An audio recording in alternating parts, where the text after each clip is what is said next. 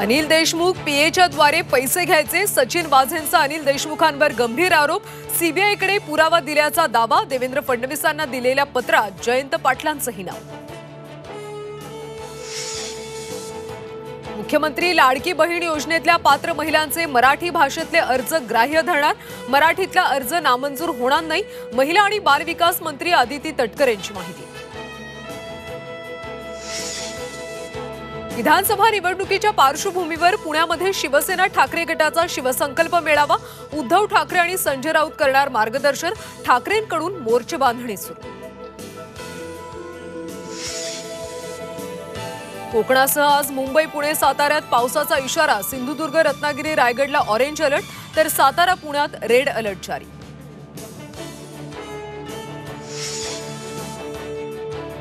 Paris ऑलिम्पिकमध्ये मनु भाकरला हॅट्रिकची संधी, 25 metre पिस्तूल स्पर्धेचा आज अंतिम सामना, बॅडमिंटनमध्ये लक्ष्य सेनची सेमीफायनलमध्ये धडक।